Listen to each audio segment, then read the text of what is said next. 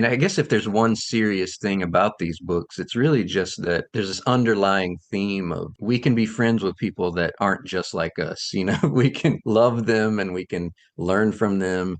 And I feel like a lot of times as adults, we don't do that. If someone's not like us, we find ways to be mad about that and distance ourselves from those people. But so if there is one serious thing about it, it's that sort of underlying message of acceptance and working with others and learning from others and appreciating others for their differences, not just for our similarities.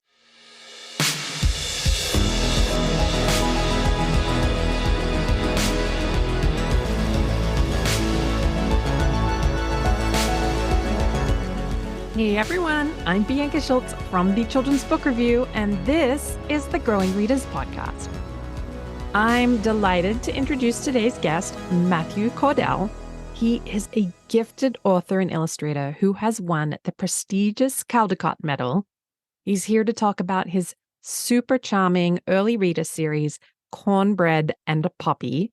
It's so delightful, and it's about two best friends who may be opposites but have an unbreakable bond. It's perfect for readers who love classics such as George and Martha and Frog and Toad. Matthew Cordell has illustrated many books for children, including works of poetry, novels, and picture books like Bob Not Bob, Leaps and Bounce, and Rooting for You. He's also created numerous picture books himself, including Hope, Wish, Dream, Hello Neighbor, The Kind and Caring World of Mr. Rogers, Bear Island, and Wolf in the Snow, which was awarded the 2018 Caldecott Medal. Matthew lives in suburban Chicago with his wife, author Julie Halpern, and their two children. Now, before I share our conversation, get ready to be charmed by the synopsis for the third book in the heartwarming series, which is Cornbread and Poppy at the Museum. This third book in Caldecott medalist Matthew Cordell's best-selling early reader series tells a story of precious artifacts and priceless friendships. Cornbread loves spending time inside. Poppy does not. Cornbread adores in-depth research. Poppy does not. Cornbread is thrilled to visit the Moonville Museum. Poppy is not. But Cornbread and Poppy are the best of friends, so when Cornbread is invited to attend the Founders Gala to see the unveiling of a surprise new exhibit, Poppy agrees to be his guest. Their evening is full of spectacular treasures, including hand-carved hairbrushes, diamond-encrusted perfume sprayers, and a solid gold ice cream scoop. What other wonders will these mice discover? Celebrating both partnership and the value of what makes us individuals, young readers will find this classic odd couple irresistible as they encounter relatable issues with humor and heart.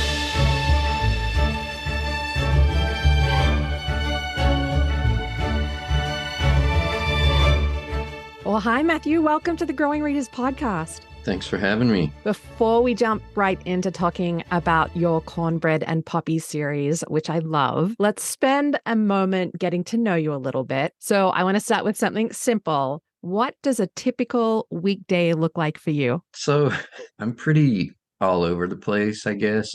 My wife and I, we have a 14-year-old and a 9-year-old, or excuse me, 10-year-old just turned 10. And my wife works from home sometimes, and I have a little studio not far from home. So we're both pretty flexible. So it can change in any given day who's dropping off the kids at school, who's picking them up. So it's kind of all over the place from day to day. But I usually try in the mornings to kind of take care of emails and kind of administrative things, and then in my afternoons do the fun stuff, the writing, the drawing and stuff like that at my drawing table. But there's not really any formula for any given day. It's kind of a mixed bag. And then if I have a school visit or a festival to get to, that of course changes everything as well. So I kind of like it that way. It's, every day is a little different and makes it more interesting. It seems like you get the administrative stuff of your day out of the way. Is that Yeah. so you can kind of clear the mind so that when you do get the opportunity to be creative, you can? Yeah, I think so. And I think I get sort of behind on my emails and stuff. So I try to designate a time where I'm kind of just clearing them out. And I've gotten pretty bad at emails, I must say. I don't know, maybe other people are bad at them too, but I always feel bad because I lose track of things, and I'm not the most organized person, which is probably what this is kind of adding up to sound like. But I try to stay on top of things, but the emails are kind of my Achilles heel. I often get follow-up emails like just checking to make sure you got that message. So it's not my favorite part of the day, but I know that it's better to get emails than it is to not get them. So they're good to have. Yeah, I did an Instagram live with author Josh Funk, and he asked me a random question and said, "Do you check your spam folder?" And I was like, "Oh my gosh, I barely have time to check my regular folders, Mm-hmm. like let alone my spam folder." But ever since he asked me that question, I definitely have given a little more attention to my spam folder, and sometimes I'm surprised what's in there. So Yeah, yeah. Occasionally something important will get into the spam and you'll either not find it for a long time or it's just gone forever. So I do try to do that occasionally, but sometimes it's a good excuse. Oh, I'm sorry, your message was in my spam box. yeah. That's why I'm so so late getting back to you. Well, now I'm not going to believe you, Matthew, if you ever I say, know, "No, right? your email I, was in my spam I folder." just let my dirty secret. All right. Well, then that's your weekdays. What's something that you look forward to on the weekends? Oh, just family time of any kind. My oldest is into musical theater, so there's often some rehearsals and stuff that they have to get to. But we like to go to museums or go this time of year, like an apple orchard, or just hang out and kind of watch movies or play Nintendo Switch together. So I just sleeping in a little late, Yeah. a little bit later than on the weekdays, and then so it's just sort of relaxing family time is what I really look forward to, that time where no one's at school. We're all just for the most part at home and together. Definitely lots of family time on the weekends. You, at this point, have created a bunch of books for kids. So, what is it that motivates you? What guides you? What drives you in creating books for kids? Well, a lot of times I kind of draw on my own experiences. Early in my career, I was thinking in terms of storytelling, I was thinking about what do I remember from my own childhood. I wasn't a dad at the time, and I didn't have a lot of kids in my life at that time when I first got started. So I was sort of drawing on my own childhood and thinking about funny things that might have happened or unusual or maybe even things that are common amongst children that kids might relate to. And then as I became a dad, it sort of shifted and I started thinking more in terms of about my experiences observing childhood, from an adult's perspective. And I started writing books about, things that my kids would do or say that were interesting. And I was doing more and more school visits. So something at a school visit might inspire me, something a kid might say to me. So I'm, started looking at storytelling from that side. And then now I feel like in my recent work, I guess I'm kind of responding to the work that I've done previously because I did a stretch of books that were more serious and somber, books about alienation or prejudice, or I even did a book about death. And I started to want to just tell fun, light, enjoyable stories that kids would just be able to escape into. I think we're living in a time, and we have been living in a darker time where a lot of things can be addressed through picture books and books for young readers. And I was doing that, but I kind of wanted to escape from that. And that's where I'm at now. I'm kind of writing and illustrating books that are adventures or mysteries or things like that. And that's kind of what I'm enjoying doing now because not only am I creating these books, but I also need to read them to large groups of children and families and parents and teachers. And reading those books can take a toll as well, because you have to have these serious conversations. And so I'm really enjoying just writing kind of fun adventures and things that are, like I said, escapes from the darkness, the dark reality that we're confronted with a lot of times. And a lot of books I think are addressing that as well. I don't feel like I need to be another voice in that area. So it's nice to kind of contribute to this other side of getting kids to out of that for a little while, and their parents as well, because the parents and the caregivers and the adults are the ones that are reading these picture books with the younger person that they're with or people that they're with. So it becomes that sort of escape experience for all of us. So that's where I'm at now, and that's where I've been for the last couple years, and I'm still in that space currently with the books that I'm making now. As a mom of three kids, those moments when you get to, sit side by side and cozy up in bed right before bedtime, and you pick up a book and there's just a really nuanced, joyful moment that's just gentle, and it makes you smile and it makes you laugh. And we're going to go further into the Cornbread and Poppy books, but I feel like that's what I love about it. There's these special moments that just do what you say, where it just brings that little bit of joy. And there's just these Mhm. nuanced moments that you can just kind of look at each other and go, yeah, I get that too. Hmm. Right. So you're an artist and you're also a writer. So if you think back to childhood, what do you think it was that came to you first? Just the desire to create art? Or did you always have a desire to tell stories? Like, which one came first for you? Definitely art and drawing. I wasn't really making stories. I wasn't writing consciously, with any kind of devotion until I was already an illustrator of picture books.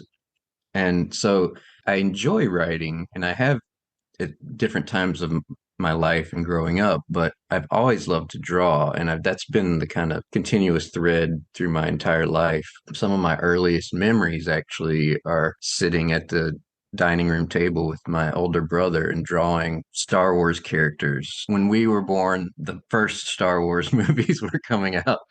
So that was a big deal. It was such an explosion in pop culture. So that was a big deal for us. So we would just sit around and just from memory, just draw like Darth Vader and Luke Skywalker, Boba Fett, a lot of those early characters. And then I remember this really validating moment. And I don't remember exactly why I did this, but for some reason I drew a picture of George Washington riding a horse, the first American president. And that was really little, so I don't even know really how I knew about George Washington. But my brother, I wasn't even in school. I was in maybe preschool, and my brother liked it so much that he took it into his class for show and tell. And the teacher like was like he came back and he was like, my teacher really loved that drawing. She was really impressed by your age and how you drew that. And I can remember feeling this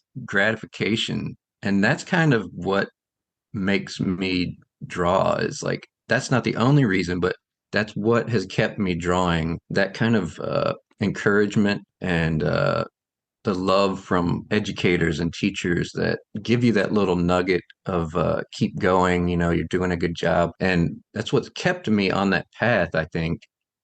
I mean, that and just the love of creating and wanting to make a new picture all the time. And yeah, I've always loved to draw. And then the writing side came much later. And that was really because I was drawing, I was illustrating books, and I never really thought about writing, but until I got into the world of publishing. And then I started to think like, wouldn't it be cool if I could draw the pictures for a story that I also wrote? I could kind of do the entire thing. And it took me years to be able to figure out what makes a good story, how to tell it. And also just I think it really changed me to when I became a dad, and it made things a lot make sense to me a lot more. And just just reading more books for young readers, just constantly, just really immersing myself in that world and just constantly reading other people's books and being around a lot more kids and all of those things together have made me a better storyteller and a better artist too. But I really struggled with the writing for years, and then things kind of slowly took hold in that area of crafting a good picture book text. So it sounds like obviously reading books by others really helped you come into your writing and your storytelling. But was there any kind of piece of advice somebody gave you, or like what do you think the moment was that clicked where you're like, okay, I've got this. I can tell a story with words as well. I think it really came with my very first book that I wrote and illustrated. It's called Trouble Gum. Again, it was based on my childhood. I have an older brother, and we were very close growing up. My dad was kind of a big joke prankster guy, so that's how we become, and that's how we grew up, and just sort of not we never got in any big trouble, like, but we like to play little pranks on people. So that book is kind of touches on that. These two brothers, they're pigs. It's a rainy day, they're stuck inside. They have a pack of bubble gum that they get from their grandmother, and it starts out they kind of chew the gum and then they get it stuck places, but then they start blowing these giant bubbles that lift them up into the air. So it gets kind of crazier and crazier. And I had written a version of it. It was sort of okay. I was sharing it with my editor Liz at Macmillan, and she liked my illustrations first and foremost, but she liked the basic structure of the story, the characters, but she knew that it needed quite a bit of work. They put it under contract, they took it, and I was really excited about that, telling me, it just needs some work, but we want to do this with you. And so I don't know, this is going to sound really simple, but I also worked with another editor, Rebecca Davis, and I had written sort of a longer story. And Rebecca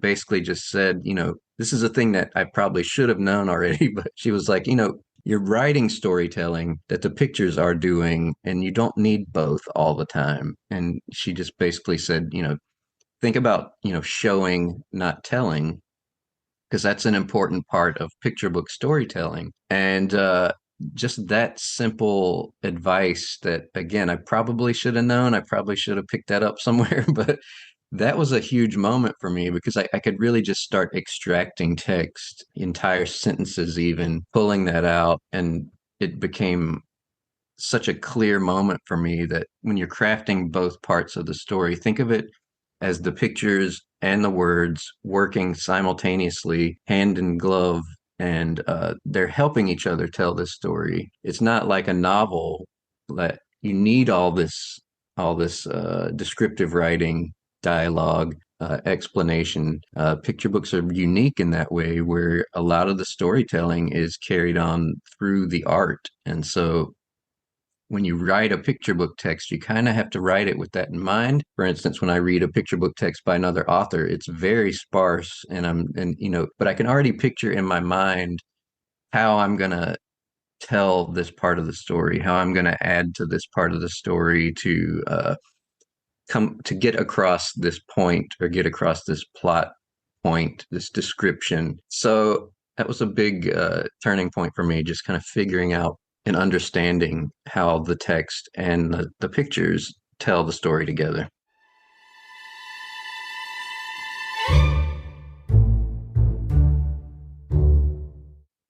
This episode is brought to you by Pete's.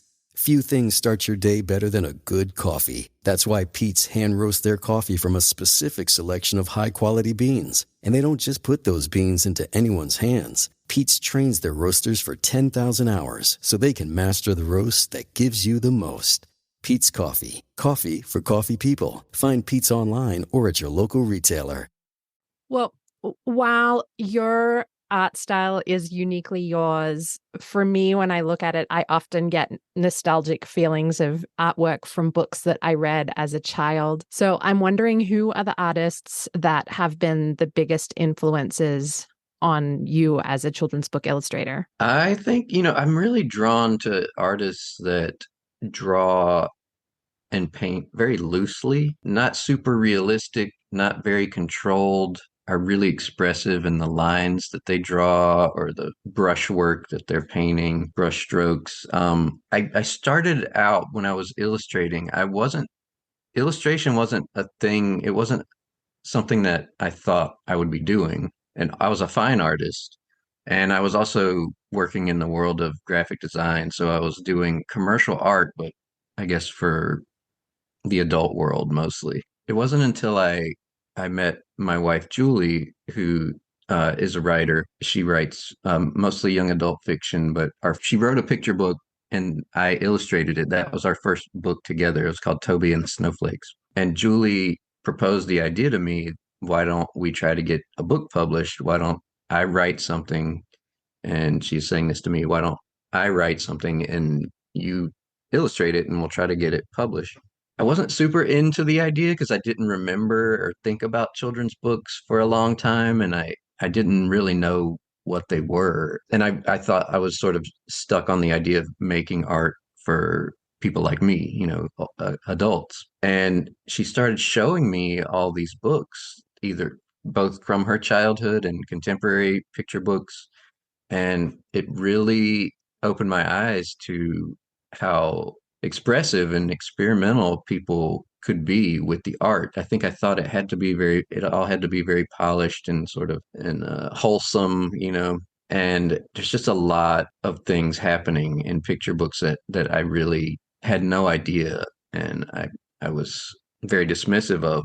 And it really opened up my mind about what could be done. And in those early days, the artists I still love are very loose pen and ink and watercolor artists like William Steig, Arnold Lobel, Quentin Blake, Jules Pfeiffer, Bernard Weber.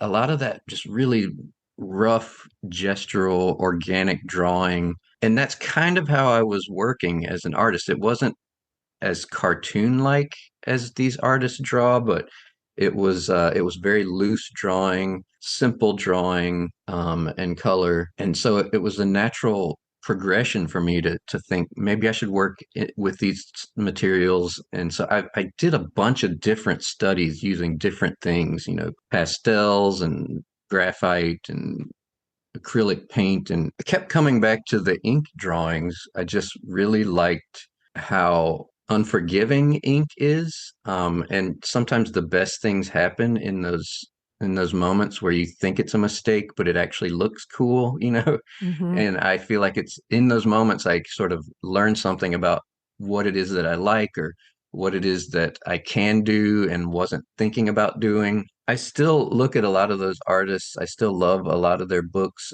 and I still am inspired by them every day. But I also, there's a lot of great contemporary illustrators as well.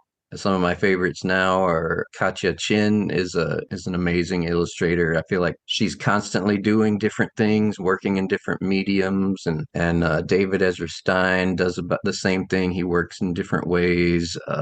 I could go on. My friends Philip and Aaron Stead, they work in different ways. They do some printmaking, they do some drawing and painting. So I just love things that are loose and expressive, and there's just so many ways to make art in picture books, and it's endlessly inspiring to me to see how different people choose different ways to do that. And I feel like I try to do that myself. I mostly pretty much exclusively work in pen and ink and watercolor, but I do try to kind of mix up the drawing style from time to time, which I've been doing in recent years more so. So just trying to keep it interesting and different and not get bored with myself.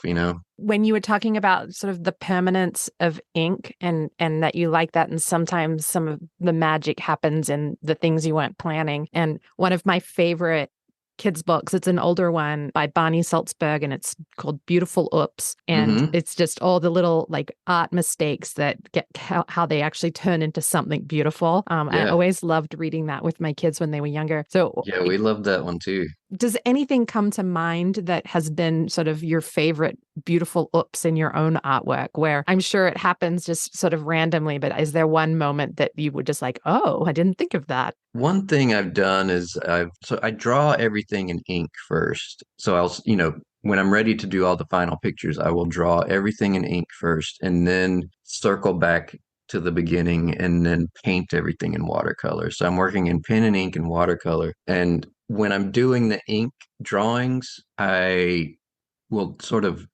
scratch a little test, scratch not a drawing in the margins, but I'll kind of get my pen ready and I'll do some little scribbles in the margins. And when I do the watercolor, sometimes I'll have little blobs of paint in the margins. So I've kind of used that.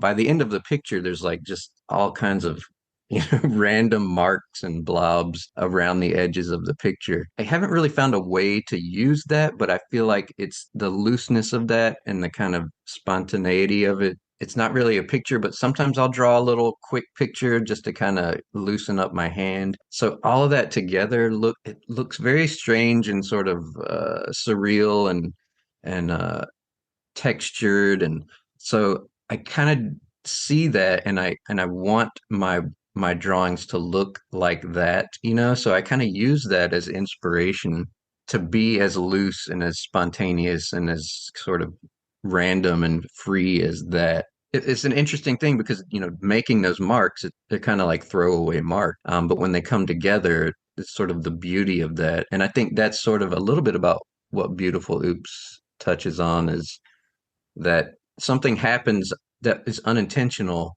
and you look at it, it's sort of ugly and it's sort of a mistake, but there's a beauty to it you didn't know you liked, or you didn't know that was a thing that you could do. It's constantly happening sort of in the margins, and I'm as strange as it sounds, I try to make my pictures have that sort of quality as well, that looseness and freshness and that free, uninhibited vibe about it. Yeah, that's awesome. Well, I have a lot of admiration for anybody who works in watercolor because I've dabbled in the little kiddie home kits, Hmm. like I'm going to leave the Hmm. watercolors to the experts. Pen and ink and watercolor, they're both these very unforgiving mediums. And I don't know, I guess it doesn't bother me, or I just kind of lean into that.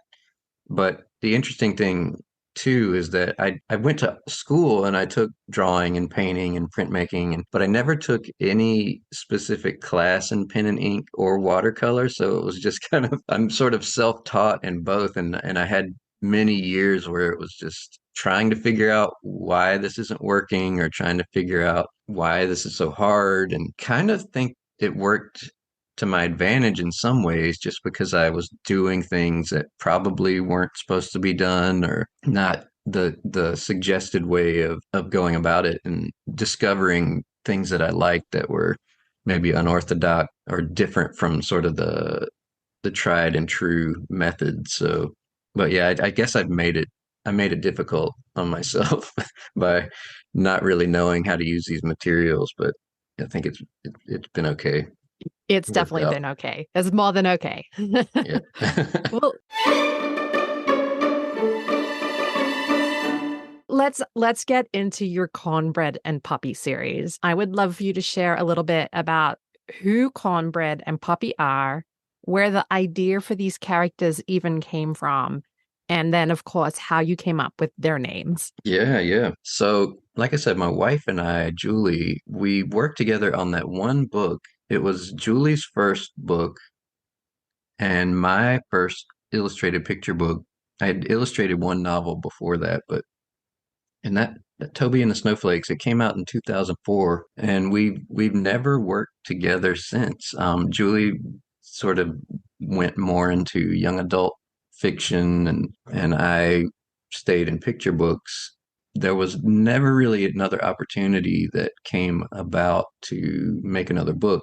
And there was this sort of random moment in time when Julie was thinking about maybe writing another book, and she was jotting down some ideas, and she was thinking of two friends, and they were named Cornbread and Poppy. and and so she was like, do you want to make a book together, try to get something published again? So I was like drawing some sketches. I think we both thought they should be animals, and so they were just great names. I should say that Cornbread as a character name is just Yeah. hilarious. And Poppy is sort of the more subdued, but it's still very fun and playful. It's a sweeter name, and it's kind of a name that you might hear occasionally. I'll find at a school visit or something. I'll there will be a Poppy in the audience, but there's never a cornbread, No. you know. So I was drawing some different animal characters. I think I drew some pigs and a pair of pigs, a pair of dogs maybe, and a pair of mice. And then not much happened with it after that. We both got busy. It didn't really evolve too much. Years went by, and I remember I was cleaning out my studio one day and I came across those old sketches, and I really still liked the mouse one. So I posted it on Twitter and or Facebook or Instagram or whatever it was, and Somewhere. yeah, and maybe all three, I don't know, but I had this editor, and she was like, because it had these two mice, and sort of scribbled underneath was Cornbread and Poppy, and she was like, "What is that? That's Cornbread and Poppy. That's hilarious. And is this something that you're working on?" And I said, "Well, it's not, but it could be, In that moment, I had some time to maybe flesh out some new ideas. So I was thinking maybe I'll do it, maybe I'll take. So I asked Julie, I was like, would you mind, if I took your awesome character names and tried to figure out a story with these two mice? And of course, she's a wonderful person, and she said yes. So I wrote this story. I'd done several picture books, and I wanted to kind of try something new, but nothing like drastically new. I wanted to kind of still draw and still write, but maybe for a slightly older child. So I was thinking, I've never done a beginning reader chapter book, and so maybe this could be that, sort of in that these two friends in sort of the legacy of way.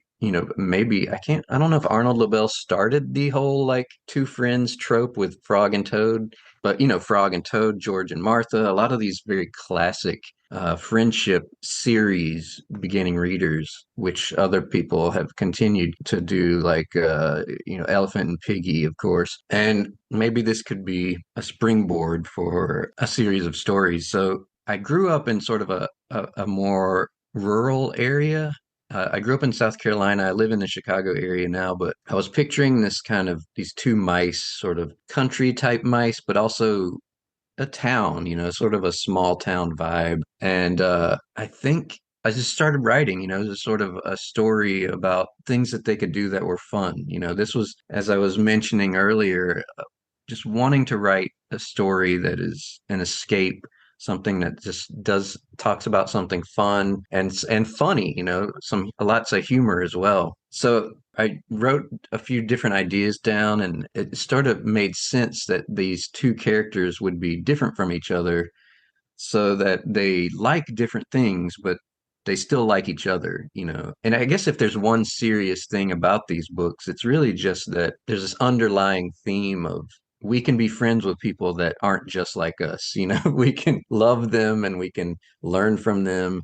And I feel like a lot of times as adults, we don't do that. If someone's not like us, we find ways to be mad about that and distance ourselves from those people. But so if there is one serious thing about it, it's that sort of underlying message of acceptance and working with others and learning from others and appreciating others for their differences, not just for our similarities. And so Cornbread evolved into this. He's a more put together, more prepared. He's very particular, and he doesn't like adventure so much. He likes he likes to learn, and he likes to research and be prepared.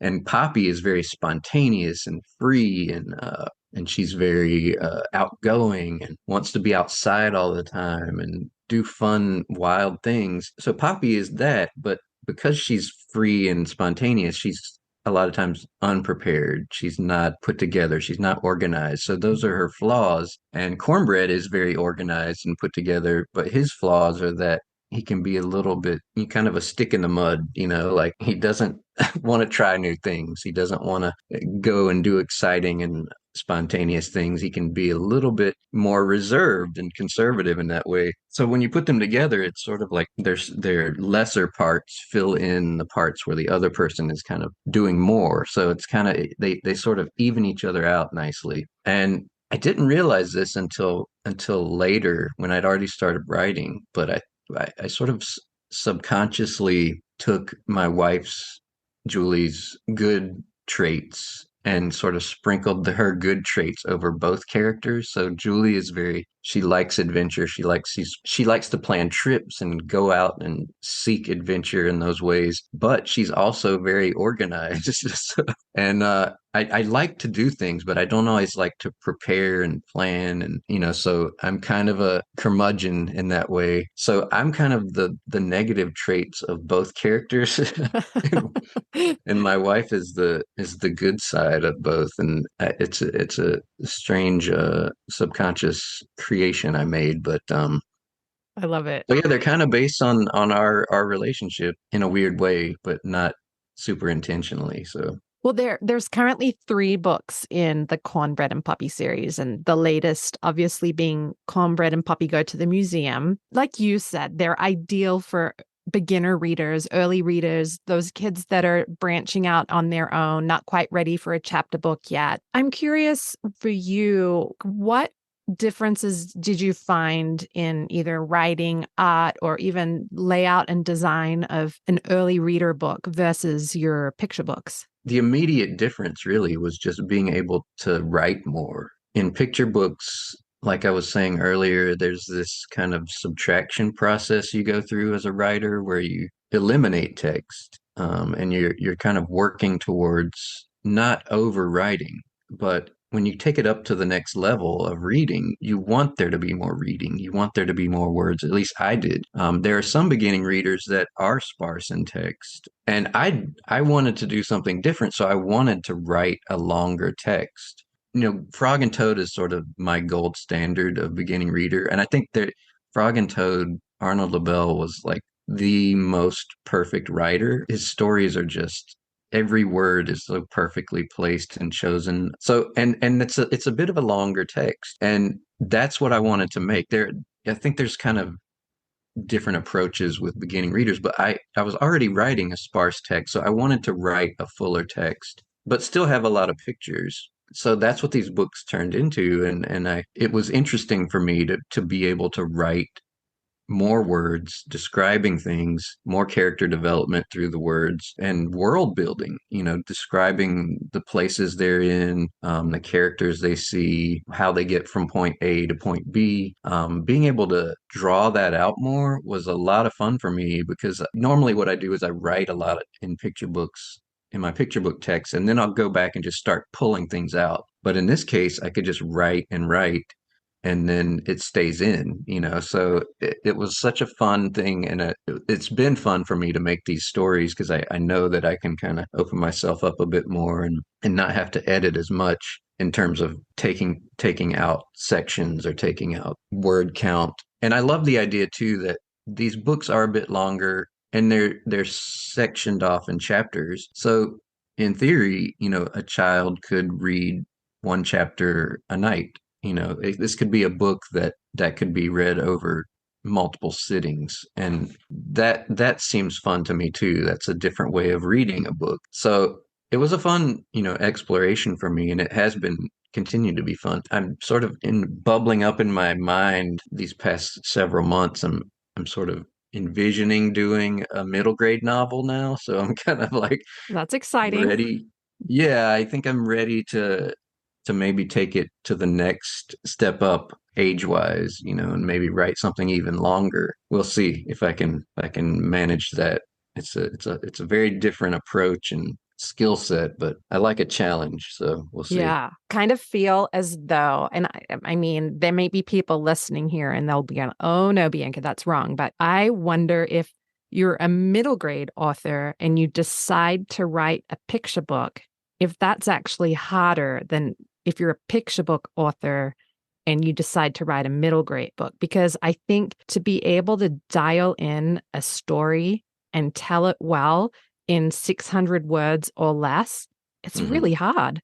Yeah. And so now when you move into writing a middle grade, you understand what the story needs to have to be a good story, that you have all this space to say more. But I wonder Mhm. when you're write a middle grade story, like how tricky that is to suddenly dial everything back. I don't know. I don't know which one's harder, but I'm going to guess it's harder to be a middle grade writer and then switch to picture books.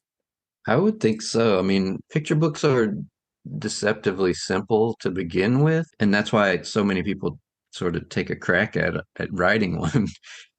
Because there's not a lot of text, but there's so much more to it than not writing a lot. Yeah. you have to first and foremost have a good idea, a good, well-conceived idea. But there's definitely this sort of distilling process that goes into it where you would have to change your mindset to go from middle grade to picture book? That's a good question. I've never had that conversation with a middle grade author or any author of a longer book or novels. But that's a good conversation to have, I think.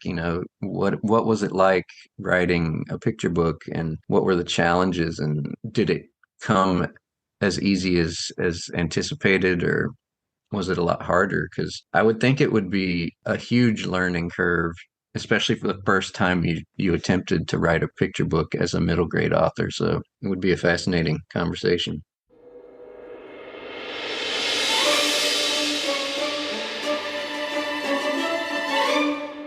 I'm going to use Cornbread and Poppy Go to the Museum as the example. So you described the characters. Cornbread really wants to go to the museum in this story, but Poppy, she prefers outdoors and camping, like you said, and she does not want to go to the museum. But Cornbread says, well, if you come, like maybe I'll go camping with you. And so Poppy's like, well, okay, I'm not going to give away the ending because I want when you have a book with a good ending, you need to experience it for yourself. But I love it when you can really tell the difference between a good book and an excellent book, because a good book wraps up tidily. It's got a really great beginning, middle, and end. But I think an excellent book leaves you with feelings inside, whether Mm. whether it's sad, happy, mad, glad, whatever. But when I got to the end of Cornbread and Poppy Go to the Museum, the ending, it made me smile. And so I'm curious if you have a secret behind that. Like, are you somebody who knows your ending first, or do you just play with the story and the ending comes? Like, how do you get that ending so that your book moves from just being a good book to an excellent book? Yeah, that's a good question. And thank you, by the way. I really appreciate that. It's a very thoughtful description of the book. I don't know. I mean, I I think it's a process. I usually start out with these books in particular. I start out with an environment, or a situation, whether it be there's a springtime carnival, or in the first book, there was this kind of food harvest preparation thing that happened, and more of a winter book. And this again sort of is it's not an outdoor thing, but it's sort of because it was going to be released in the fall. I'm thinking it could either be outside and cold or inside somewhere. And museums are just such an important part to me. Museums of all kinds, art museums, natural history museums, science museums. I love art, so I've always loved art museums. But when I met Julie, she started introducing me to going to other museums. And museums are vast and mind opening and fun places to explore. They also open your eyes and mind to other people that visit museums, because everyone seeks knowledge. So there's so many different people that come to museums, different races, different cultures. And so that is inspiring about museums too. So I wanted to create this museum that had all these weird, unusual, sometimes funny things, but also fill it with people that were characters themselves, that were sort of interesting and fun and funny characters too. And I sort of poked fun at sort of the academia of museums, this sort of like geekiness of museums, people liking like really specific strange things and liking certain exhibits that are unusual. It's all comes from love, because I love that, and I kind of consider myself one of those people too. It starts out like that, and then I start thinking about where's the conflict in this though? Because I could see like Cornbread really liking a museum, but Poppy not wanting one. And so I'm thinking like what's going to happen? Where will the wedge come in? Where will the problem come in? And I started to think like, well, maybe Cornbread loves this museum so much and is sort of indifferent to it. But what could happen so that everyone at the museum loves Poppy? Like Cornbread loves the museum and he has all these friends there. He likes that kinship, but Poppy goes and she's kind of like, oh, I don't know, this isn't my thing. But then what could happen where everyone just loves Poppy? And Cornbread gets so upset about that. And so I don't want to give away. There's like all these different surprises that kind of evolved out of that, like that moment when I was thinking, like, where can that problem happen? And when I started thinking that, I was thinking, oh my gosh, there's something I don't want to say too much because I think the surprises in this book. I want every Cornbread and Poppy book to have little surprises where you turn the page and you're like, what? I wasn't expecting that. And this one has some big moments like that. Something happens that causes this rift, but they love each other so much that Cornbread is, really upset and Poppy can see that. So that becomes her priority, making Cornbread feel better because all he wanted was for her to like this experience, and it just becomes this day that really unravels under his feet. And you come back to the heart of these books, which is really the strength of their friendship and the bond that they have, and being able to overlook differences and overlook ego and all those things so that they can make the other person feel better or be in a better place. So that's where it sort of comes back around in the latter half of the book. And then one thing that I like to do in all of the books is called a callback, where the very last page usually calls back a phrase or a moment from earlier in the book where you're like, oh yeah, I remember Mhm. when Cornbread said that, but now it means something a little bit different. So I that's kind of a similar. I don't remember if I did that in Carnival or not. I may have, but it's something I like to do at the end of stories a lot, is sort of like make it come full circle with a turn of phrase, just an expression or something like that that makes you feel like, oh yeah, this is the end, and it feels right.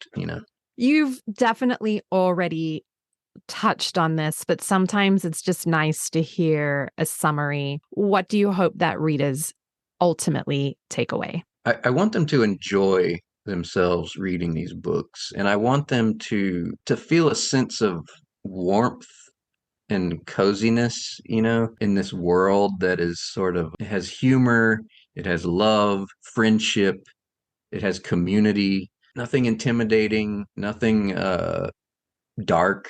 And I just want them to have that experience of getting away from whatever it is that is going on in their life, to be submersed into this world of animals and community, and the whole world building aspect of these books is something that I've really tried to craft, making this little town and all these little animals and the situations that they get into, and sort of I just want them to enjoy it. My hope is that it's something that families enjoy. Adults will get a little bit of humor out of some of the things that I've put in there that kids might not fully see at first, at least. And those are the fun moments for me. I've been hearing, because this book just came out a couple days ago, I get these interesting comments on Instagram, and people saying like, I'm a teacher, and my kids just love these books, and they ask me when's the next one coming out. But I love reading them too. I think they're hilarious, and so I love that. And that's one of the things that I think someone who makes books for young readers has to be conscious of. It has to kind of seek out and try to do is to please these two very different brains, an adult brain and a child's brain. You want to satisfy them both because you know they're both reading it. You don't want an adult to be reading your book and just be, oh, this is so corny. This is so bad. I don't think I can read this anymore after this time. You want them to want to read it again, you know? You want them to continue to enjoy it, multiple readings, and want to read the next book, you know, want to read the sequel or the next part of the series. So I love those moments when I hear from adults, parents or teachers, or because those are the people that you hear from on Instagram. You don't hear from the little ones. I love when they tell me that they enjoy them together. You know, they enjoy these little pockets of adventure and escape, 80 pages of pictures. It really puts them in that world and they laugh and they want to see what happens on the next page. So that those are the moments of redemption in all this, just hearing those kind of comments. And will there be more Cornbread and Poppy stories? Yeah, so there's another one. I Yay. just finished it, drawing it this summer. It's called Cornbread and Poppy for the Win. It's a fun story. It's outside. We're outside again, and it'll be out in the spring, so it's a nice outdoors spring summer story. And I got to put them in bike helmets and gear and stuff like that. So that was fun. And so I don't know beyond that if there will be more, but there's definitely a fourth one, and that'll be out definitely in the spring or early summer. We definitely can't just leave without giving a shout out to your picture book Evergreen, because the buzz that it's been getting, it's got a gazillion starred reviews. It's been heralded as one of the best picture books of 2023. So in a nutshell, do you want to just share a little bit about Evergreen? Yeah, Evergreen is the whole thing is kind of a love letter to a different time in picture book making. It's a longer picture book text. A lot of picture books, you know, it's funny, I've been talking about pulling words out of your picture book text, but I wanted to write a longer text, you know. A lot of picture books from years past are longer and it has a different vibe, you know. It's this sort of like you're telling a long folk story or fairy tale. So I kind of went at it like that. I wanted to tell this longer yarn of a story. It's sort of a woodland. It's sort of that I'm still in that space where I want to make these cozy stories with not just animal characters. I mean, I'm doing other things too, but Evergreen is about a squirrel and she's afraid and she has to go on this journey across the forest in order to deliver some soup to Granny Oak. And so it's this story where it's like a quest story. So she goes from one problem to the next. Every problem is sort of turns your mind around. Like she meets, for instance, a rabbit, this nice fluffy white rabbit. You think, oh, so it's a rabbit, you know, it's going to be very sweet and nice, and it ends up being like a rabbit that tries to steal the soup, you know. So a lot of the things that happen to her are these sort of surprises. And you know, I like being surprised, you know, when I'm a reader. I like to not be able to predict when something happens. So as a writer, I want to make those moments happen. So by the end of it, the biggest surprise of all happens when she gets to Granny Oak's house with the soup. And I won't spoil the surprise, but I wanted that to be this moment where like you're just kind of the rug is pulled out from under you in terms of what your expectations were. And it's just so much fun, I think, being surprised like that, to read a story and something really unexpected happens. And so that's what I wanted to do in this book. And so the illustrations too, I did a lot more drawing. You know, I'm sort of like a throwback to sort of vintage illustration where there's like intricate borders around everything and maybe even like a subdued limited color palette. And so it has this sort of old school fairy tale, folk tale vibe in the storytelling and the pictures. But, you know, there's also lots of things that I sort of wove into it that make it feel contemporary, and the humor and the facial expressions and things like that. So I think what I try to do is just a nice blend of classic and contemporary and still have that like warm, cozy vibe to it. And so it's been fun to share and read, and yeah, I've been really appreciative of the response to the book. It's been a great year for it. I just wanted to give a shout out to Julie because I feel like she was a big star of our conversation. Absolutely. Yeah, I still want to know from her one day how the name Cornbread came to be because it's brilliant. So shout out to Julie, and just thank you so much for always creating books that manage to really deeply satisfy the mind and the heart. And you do that with both your words and your artwork. So thank you so much for putting what you do out into the world. And thank you so much for being on the show today. Oh, my pleasure. That's very kind. I appreciate that.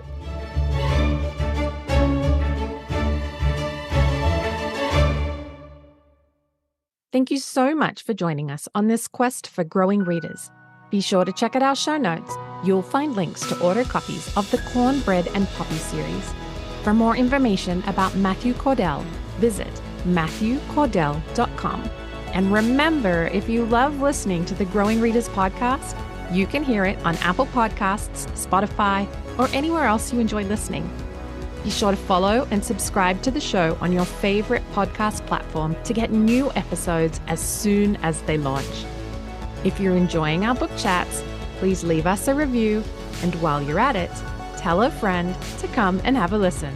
The Growing Readers podcast is a production of the Children's Book Review. To find more books just like Cornbread and Poppy, I hope you'll visit us at thechildrensbookreview.com.